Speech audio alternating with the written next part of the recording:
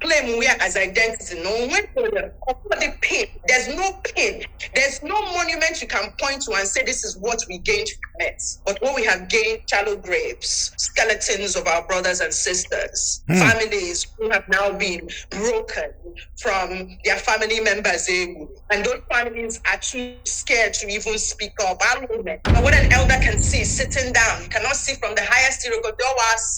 Because when the elders sit at home and the goats delivered in captivity, will still repeat the same thing, and they will still do it as if they are in captivity. Okay, what does Biafra mean?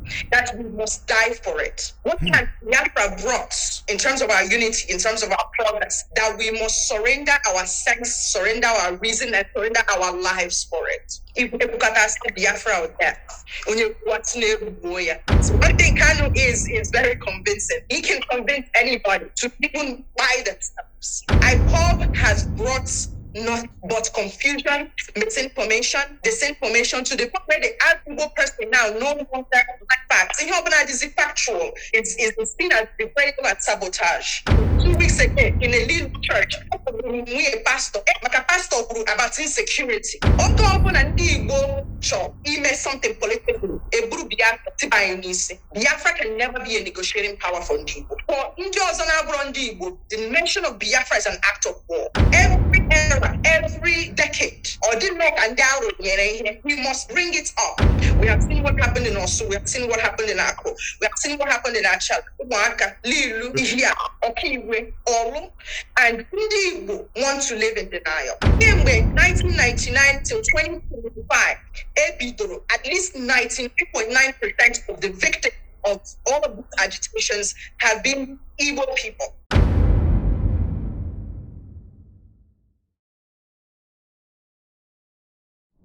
It go a lot of the things that have been done to Ali Igbo, IPOB, ESN. Keihe IPOB Megona Igbo, ESN. You've wrote some gory things, Umuoma Kano and everything. Keihe Hamegase. And Ufodo Najo, how do you know it's IPOB? I think I saw that your post. Some of people that are asking, how do you know it's IPOB? Address that. Keihe Hamego. What do you have against them? Oh, no, I don't have anything against them. I think I put a thing against Ali. It's not personal. If it were personal, then it would be personal. After all, they are not in Imo State, but they are in also an Imo State. And if I can't go into Imo State, the man has to argue because that's one of the personal loves of my life. If we look at Ndinase, how do you know it's Ipob? You sat at home for 4.5 years. Why didn't you leave your house every Monday? It is because you knew what was awaiting you, and it was going to be brutal force. It means that you saw those videos. You saw when he said, we love dead bodies, and I'm quoting him verbatim now. We know that it's Ipob. We know because the leader of Ipob on the radio at several occasions, hours and hours and hours of audio of him. Most of them, we listen to them in real time. I started shouting then that these orders, people will follow it. So one thing Kanu is very convincing. He can convince anybody to even buy themselves.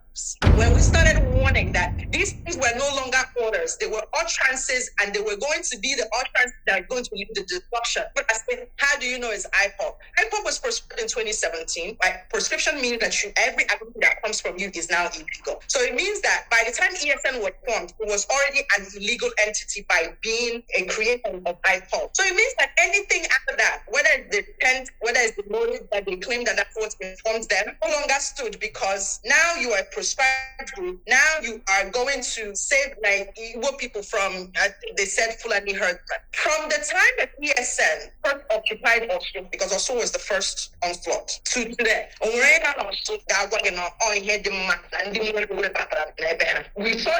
we saw them march, wear black. Thanks to ESN being formed, people forget that ESN came from BSA. They first created a Biafran army. This is the time that Kanu was out on bail. There was an army that wore black that always followed him. They turned it into ESN. When in 2021, by the time ESN had occupied those communities, on my work communities that I'm that you call a native from that community, join.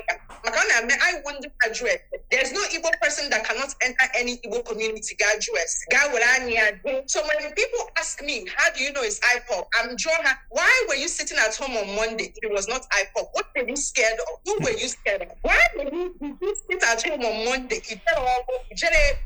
What were you so scared about that who were those people that you were scared about? So when you get to that answer, you will know why we say it's Ipob. So how do we know it's Ipob? Because the evidence says it's Ipob. The sit at home says it's Ipob. The enforcement says Ipob. It crippled local businesses. So one day, edging to mind, small business.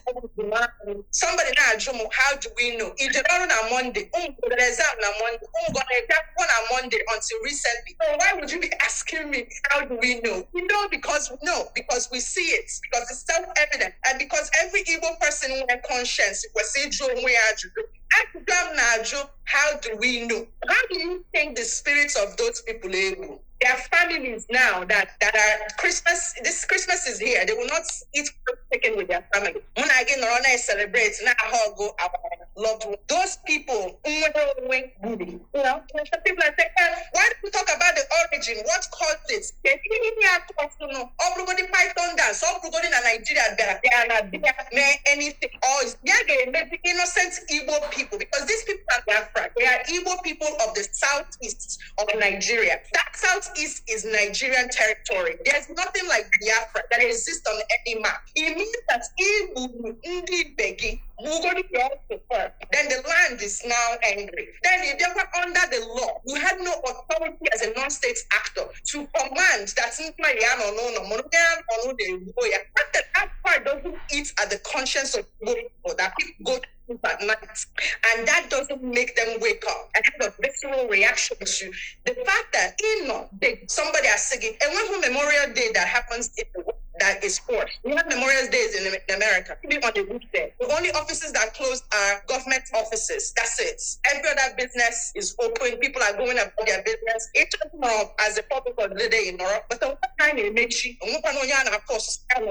so if you're saying that all of these reasons, also the Igbo marginalization and Igbo marginalization and Igbo persecution,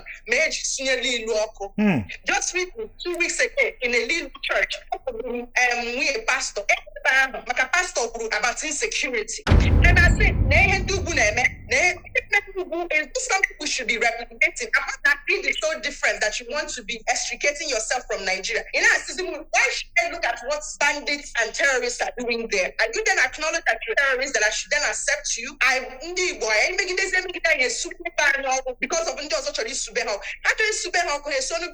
but if we destroy Ali, the same Nigeria you say it's going to sit by and watch. Child of God, God bless you. The word of the Lord says that the earth is of the Lord and fullness thereof. What are you waiting to fulfill the scripture? Why not come to Pine Leaf Estate and Properties and grab your own portion of the earth? Faith without work is dead. Take the action now, because land banking is a must.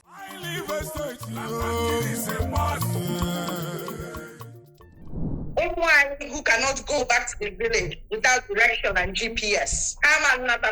You that is America funding the destruction, but you put that your new truck, Ghana village. So who Ipob has brought not but confusion, misinformation, disinformation to the point where the average person now no longer facts. Is factual. It's seen as betrayal and sabotage. We fighting ourselves when we should be fighting for our viability. I had evidence to our role, and next year is 2020. ESN is celebrated at 5 years in East. Everybody was saying, what has ESN brought to Southeast? Nobody can answer that. As non protect time from husband, and what will I know your husband age? So open on the husband can have the case here measuring doors and who's in the money, when they see the decapitation of an Igbo person. But you're telling me that you care so much about it. That time when but I got my Igbo is all we have. And I may be only gonna be in the house. So if you destroy your land because you want to make Nigeria pay attention, 2027 election is still going to happen. So I was Southeast Stock. All those communities that are volatile, they're too safe. Guy, we got the vote. Somebody would not come 2027. Okay? And the farther away we go from the center, from buying for our right, because Nigeria belongs to all of us. Anywhere. If anybody wants to separate and secede from Nigeria, let it do that. Let other people head secession. Must you be the head? You that have all of your properties scattered around the whole of Nigeria, must you be the head?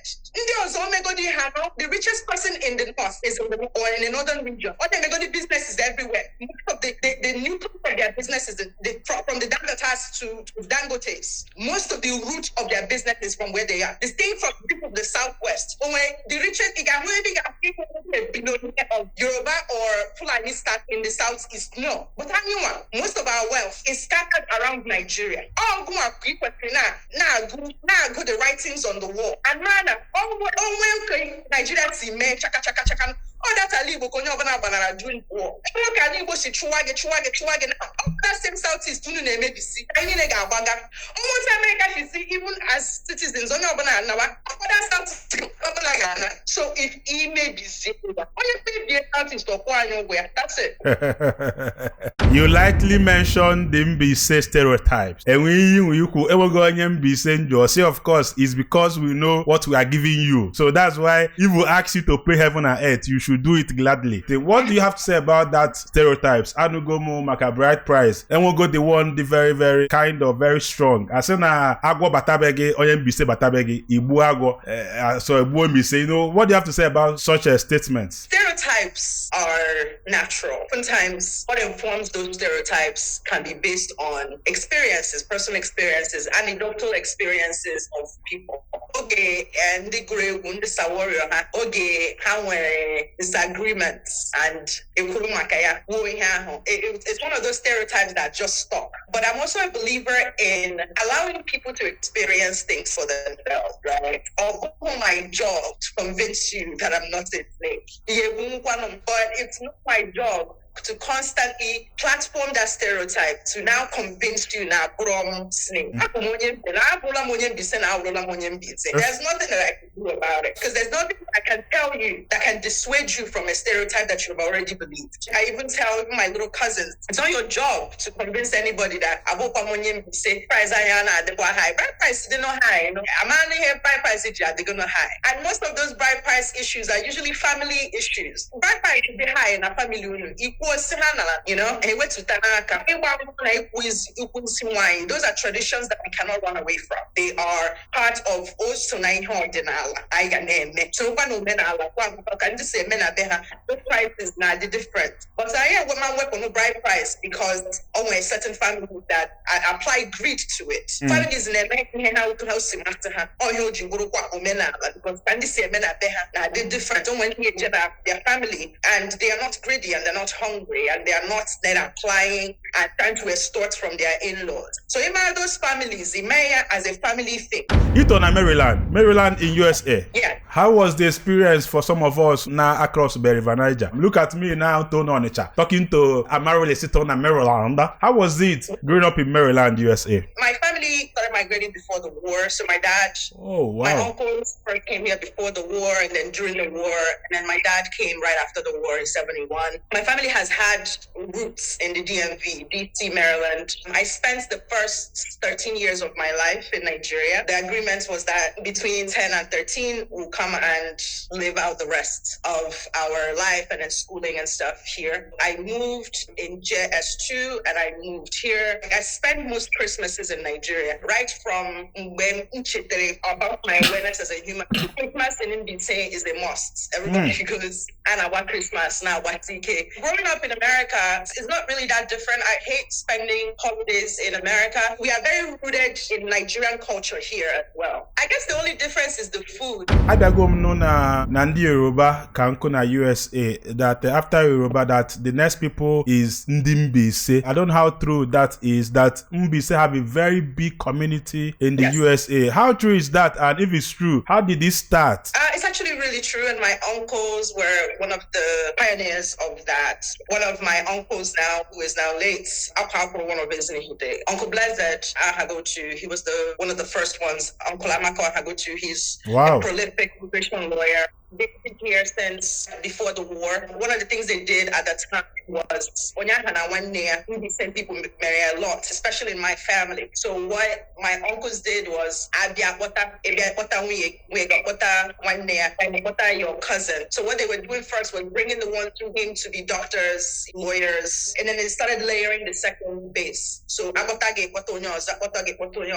So my aunt came first and then started nursing and then brought my dad in 71. Then my dad brought my grandmother, then like that. Maybe say it's really, really big. And there's some things I went on air, but almost has to me and Yes. The secret. But like in these people are not traders. I understand the Catholic people like my family members, they go into sort of like the professions of like law and nursing and all of those things. Yeah. My 4 uncles who paved the way, they kind of sort of set that stamp, because for them to be able to do that, it gave us the encouragement to know that all my cousins, so he got school for 5 years in Achikwa. That type of cultural orientation stays. Good news. From anywhere you are in the world, you can now be our guest on Gbam. As long as you have an internet connection and a mobile device, you can now be interviewed from our studio anywhere in the world. Contact the numbers on your screen to book a session with us. Ka kwuo maka ndị Igbo. Ka ihe melu bụ na onye bụ onye Igbo, ọ na-eko. Kedu ihe melu Igbo ji wee bụrụ Igbo? Ndị Igbo, we are a special people. I wear one thing that has helped us, and I wish that we can leverage more of it. It is that the average Igbo believe get that big problem, I can solve it. Some people say we want to solve it with money, but for the average Igbo person, it speaks to the fact that we are egalitarian by nature. In a feudal way, in the special people that type of ranking. If you notice, even in neighborhoods in Nigeria, Igbo communities, a hut, a whole mansion, a whole 5-story building, they need to renovate. All of those things exist in real time. That allows Igbo people to dream differently. It means that I can be like Obaino. I can be like, there were always role models that you can, even if you didn't have them in your family, that you can model your way. So Igbo people are also adaptable. What that means is that it's winter now. If you go to Antarctica, that is one of the coldest places on earth, other than make business. One person from Imo State that is telling you he's doing 10 degrees, and he's going to get his PhD in some course that you've never heard before. Power to be able to migrate, to look at how we migrate to other regions in Nigeria. That is actually a superpower. It means that an Igbo person can forego the discomfort of whether it's tribalism, whether it's a feeling of satisfaction, to be able to go to another community. You also see develop or make business. Yeah, you even see it in America as well. Any community you go to in America that is non-Black, you must see an Igbo family in that neighborhood. My family is one of those people. As a very good analyst, a guy there through the Biafra of Wazirike, Mazob, Nnamdi Kanu, Ipob, and Simon Ekpa, I think BL, something like that. What is your standpoint on these people and how they went about it? I think that one of the challenges I read was that because of the trauma of the war, our 4 parents and our 4 uncles and the people who experienced the war, they didn't tell us the story in full detail. One of the challenges that most African societies have always had is because we didn't document our stories, other people had to tell it for us. We were able to focus on the emotion of Biafra, and that is what somebody like Wazirike first tapped into in 1999 when he started his own version of Masob. And Ogaho 1999 is when Obasanjo came in. Ogaho Ndi Igbo had been going through this hard journey of integrating back after the war. So as we were integrating, 1999 comes, we have this new democracy. We are seeing appointments now, left and right on Igbo. It was emotions. We must restore, or within myself. And at the time, that's Igbo and an opportunity to say, okay, we have not had time to sit and have that conversation amongst ourselves. Was myself. Between 1999 and 2006, there is not one good thing that any Igbo person during that time. Okay. One of the things that made myself not be as destructive was because the internet wasn't what it is today. Then Igbo people can look politically and see representations of them in the government. Meanwhile, in Nigeria, in this state where you are seeing representations of you in the government and seeing a way in and a way out, but you're doing succession at the one end. So at the time you're talking about succeeding, was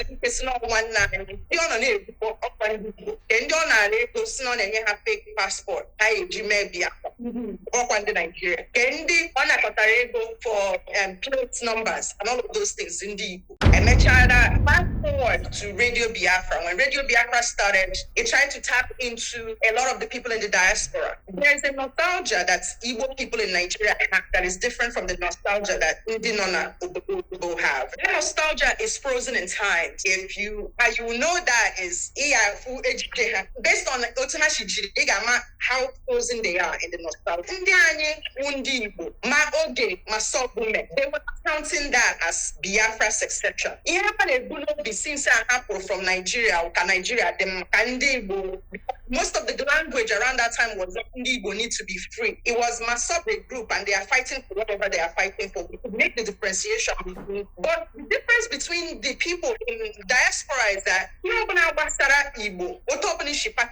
they will buy into it. And that was what Radio Biafra tapped into, that nostalgia. That's they were basically just reading the news about what's happening in the Southeast, talking about projects and talking about, building memory for Ndi Umuonaga. Those are the things that Ndi Igbo and diaspora already relate to, because every Ghana I give pay a borehole or something. Getting money from the diaspora to do a project that will help Ndi Igbo more, symbolizing was very easy. And Radio Biafra tapped into that part of the nostalgia. And when Radio Biafra introduced their version of Biafra, it was not first Biafra. It was more So by the time people knew what was happening, things have moved directly into first, it was positioned as self-determination. I negotiate, highlight the evil grievances in Nigeria, Igbo marginalization, all of those flowering things that make us feel better. By the time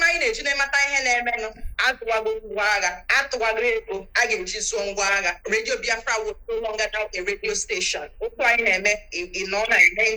It's now a movement, an organization. And what was this movement asking for? It was asking to speed from Nigeria. Attempt that if I go back that has eroded in our collective consciousness as Igbo people because of the mention of Biafra, the coming of Masob, the coming of Radio Biafra, the coming of Ipob, and all of their iterations and all of their factions. You realize that Biafra in this context is a reaction. It is not the root problem.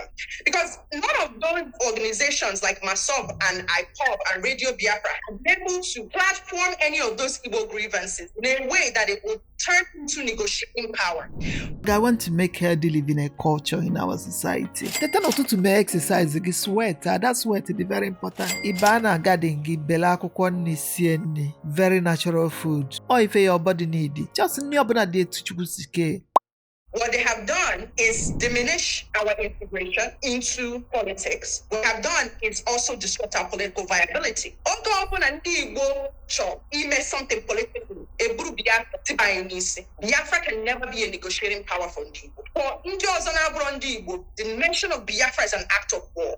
Mentioning Biafra just by anything, it's already an act of war. Because we succeeded, we now said no victor, no vanquished. Then every era, every decade, or did not we must bring it up. And if we're not bringing it up in a way where we can say, okay, maybe what we are advancing is our political viability, or we want to negotiate politically on anything. We have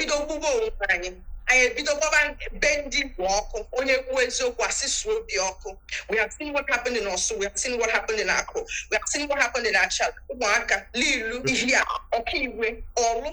and Ndi want to live in denial. And this is what happens when a people forget who they are. Because we have focused so much on the emotional reaction of Biafra. I chefon I bundi on Ube one now also. I chefon I bundi on your 1 year. I chefona Nandini Eburu and I hear Basra Biafra bundi. Oh, nani during the war, Eburu also. Na Egypt Biafra. But the same way, 1999 till 2025, at least 98.9% of the victims of all of these agitations have been Igbo people. If that is not a sign that I veered too far from the path, I won't even call it path of righteousness, but path of progress, path of growth.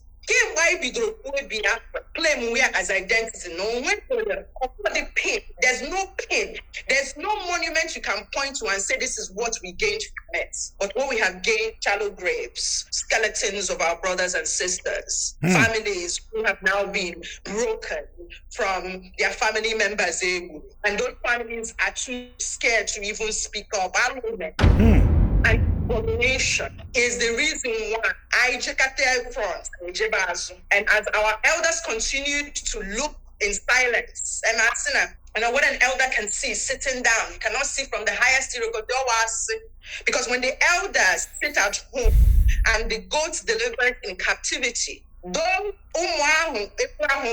will still repeat the same thing, and they will still live as if they are in captivity. So when our elders and our red cap chief wearing elders and chiefs and high chiefs and all of these titles sat quietly, it got up to this point where should we as a people be confused about our identity as a people? And this is my question for anyone who's listening to this or who will listen to this at any point in time. Does it sense to you that in your age now, you now have to question whether you are an Igbo person or a Biafra? Okay, what does Biafra mean? That we must die for it. What has Biafra brought in terms of our unity, in terms of our progress, that we must surrender our sex, surrender our reason, and surrender our lives for it? If we look at us, Biafra or death, because of what these truths that are self-evident.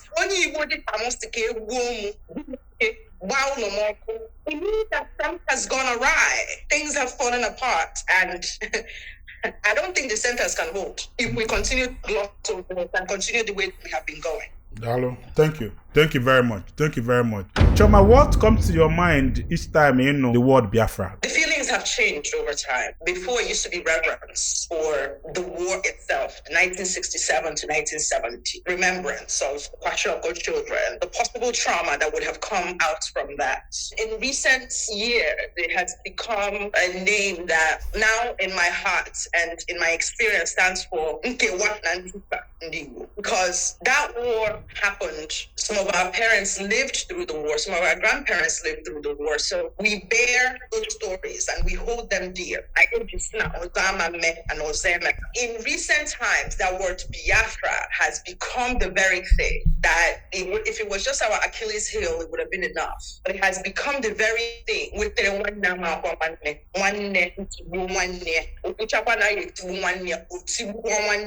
because of this word Biafra. So I think it has become so divisive. For me today and for the past couple of years, Biafra has become that thing that I got no Biafra, because it is through having that conversation that and the